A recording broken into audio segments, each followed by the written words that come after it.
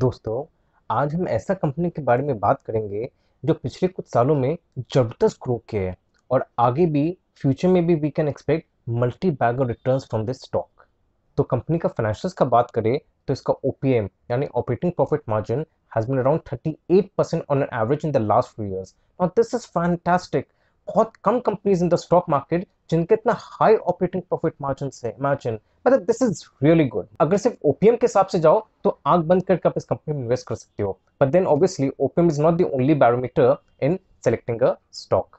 इसके अलावा अगर सीएफओ का बात करें यानी cash flow from operations, it has been positive और केपेक्स यानी कैपिटल एक्सपेंडिचर करने के बाद इसका एफसीएफ यानी free cash flow has also been positive. Debt equity ratio का बात करें तो it's a debt free company और इसका receivable days is around 3 months.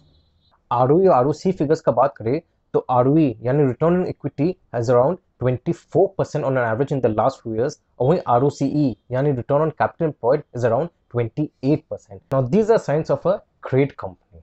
ये company one of the top pharma companies है इंडिया में और इसके पीछे सबसे बड़ा कारण ये रहा कि मिड 1990s में जनरली जितने भी बड़े फार्मा कंपनीज थे सब जेनरिक फॉर्मुलेशंस के ऊपर ध्यान दे रहे थे क्योंकि उसमें प्रॉफिट मार्जिन अच्छा था और ये कंपनी एपीआई मैन्युफैक्चरिंग पर ध्यान दे रही थी यानी एक्टिव फार्मास्यूटिकल इंग्रेडिएंट, और इनफैक्ट इसके अलावा ये कॉन्ट्रैक्ट मैन्युफैक्चरिंग भी कर रही थी। अब ये दोनों क्या लेस कॉम्पिटिटिव था क्योंकि सब कंपनीज का ज्यादातर ध्यान जेनरिक फॉर्मुलेशंस में था एज आई सेड। तो इस कारण से कंपनी को ग्रो करने में आसानी रहे और आज के दिन वैल्यूएशन वाइज टॉप 5 कंपनीज में आता है इंडिया में इन the pharma space. This company is one of the leading manufacturers of APIs, intermediates and nutraceutical ingredients. इसके अलावा company also undertakes custom synthesis of APIs, intermediates and specialty ingredients for innovator companies. Company का 130 products का portfolio है across diverse therapeutic areas और ये product list में दे selective 30 APIs which it manufactures commercially। इसके अलावा 10 और APIs है जो डेवलपमेंट स्टेज में है और सिंस इसका प्रोडक्ट पोर्टफोलियो इतना कंसंट्रेटेड है इसलिए this company is able to garner huge market share globally. In fact, it is the largest supplier globally in more than 10 of the 30 commercialized APIs and is among top 2 manufacturers for 18 of its 30 products. It also manufactures specialty ingredients which is used in nutraceutical products. In fact, it is supplying most of its carotenoids to all the major food, dietary supplement and feed manufacturers across the world. और जो cramps business है यानी contract research and manufacturing services business, ये one of the key contributor of revenues है company का और बहुत अच्छा काम कर रही है कंपनी इस लाइन ऑफ बिजनेस में। इस बिजनेस सेगमेंट में कंपनी करती क्या है? Basically it takes projects from innovator companies at phase 2 और फेज 3 लेवल और उसमें क्या है कि मटेरियल सप्लाई करती है और उसके बाद क्या है जब प्रोडक्ट सक्सेसफुली अप्रूव्ड और लॉन्च होता है तब कमर्शियल क्वांटिटीज भी ये कंपनी ही प्रोड्यूस करती है फॉर इनोवेटर कंपनीज। तो वन स्टॉप शॉप मिल जाता है for innovator companies for these companies to manufacture their products। अब आप सोच रहे होगे कि सिर्फ इनोवेटर कंपनीज है, ये लोग खुद ही क्यों नहीं मैन्युफैक्चर कर लेते? Why do they outsource these activities to other companies? और इसके पीछे सबसे बड़ा कारण ये है that this high fixed cost in in-house development, manufacturing capabilities and expertise required to drive these molecules through clinical development. और एक और सबसे बड़ा कारण है कि there's a lot of complexity in development of these enemies यानी new molecular entities और के जो innovator companies है ये लोग नहीं चाहते, they don't even have this niche capability or competency to manufacture these enemies और लोग prefer करते हैं outsource करना because इससे काफी उनका time भी सेव होता है। ऊपर से देखिए cost तो definitely ज़्यादा लगता है because काफी high margin ये business है। In fact, CRAMS business quite a high margin business for this company।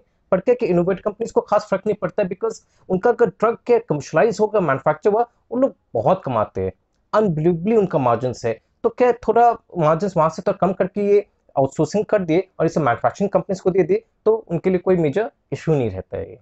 और this company has build strong relationships with 6 of the top 10 major pharma companies in the world. इसके अलावा it is also associated with 12 of the 20 major pharma companies for more than 10 years in custom synthesis business।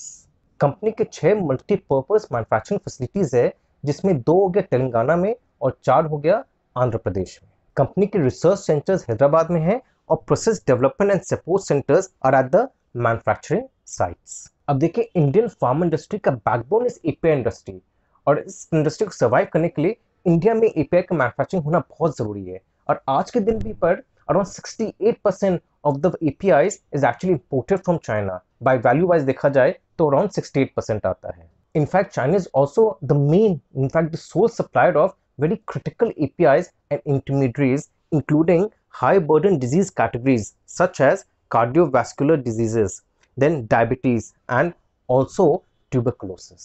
In fact government को भी एहसास है, इसलिए government भी try करिए कि जो ओवर डिपेंडेंस है चाइना के ऊपर, specially for the key intermediates and APIs, वो कम हो। इसलिए government has approved a 7,000 crore PLI scheme where it will promote domestic manufacturing of KSMs यानी की starting materials, intermediates and APIs. और इस स्कीम में for a period of 6 years, qualifying manufacturers of 53 specialized essential bulk drugs will receive a financial reward based on incremental sales over the base year. और यहाँ base year आपका financial year 2019-20। अब इससे जबरदस्त boost मिला है to the API industry in India. और ध्यान रखिए, API CDMO actually constitutes 75% of the total CDMO market. CDMO हो गया मतलब contract development and manufacturing organisation.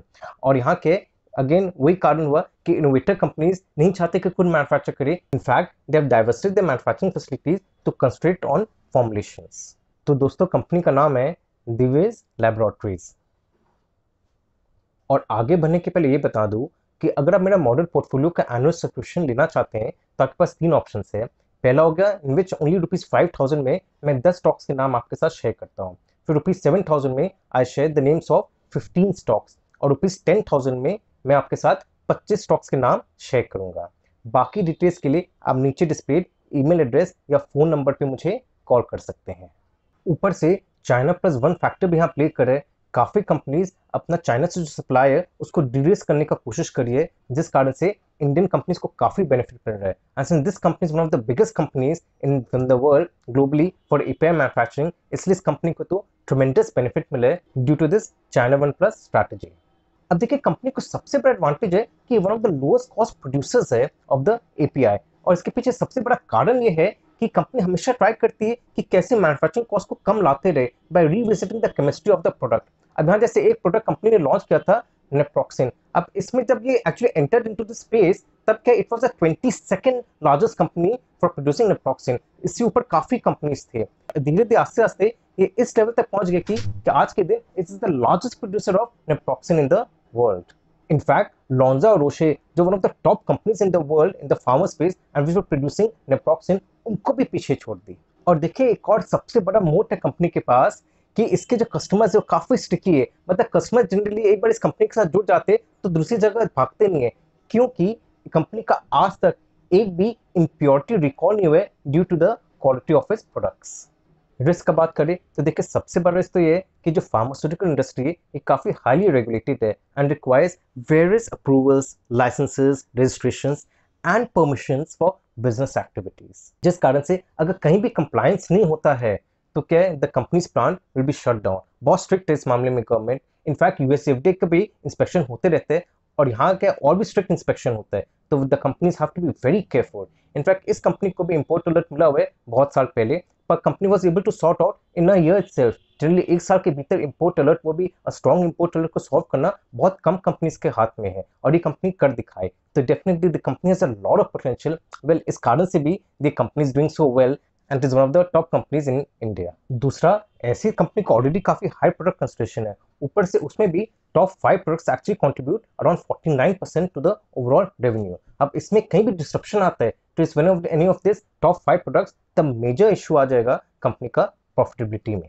Third risk है कि देखिए 2017 में there was some corporate government issues, basically कुछ इनसाइडर ट्रेडिंग हुआ था जिस कारण से इसका शेयर प्राइस काफी ड्रॉप हुआ था। अब देखिए सन फार्मा का भी ऐसे ही हुआ था और कितना जबरदस्त आपको ध्यान में को इसका शेयर प्राइस ड्रॉप हो गया in the matter of 10 days. तो यहाँ भी क्या ये इशू पहले आया था, उसके बाद तो नहीं आया, it was like one of case पर आया हुआ है। तो one has to be careful कि अगर ऐसा कोई इनसाइडर ट्रेडिंग केस वापस आता है कंपनी के अगेंस्ट तब क्या इसका share price will take a beating. दोस्तों अगर आपको आज का वीडियो अच्छा लगा तो लाइक और सब्सक्राइब जरूर करिएगा और इसी टाइप के मैं और इंटरेस्टिंग कंपनीज आपके सामने लाता रहूंगा। Thank you very much and take care.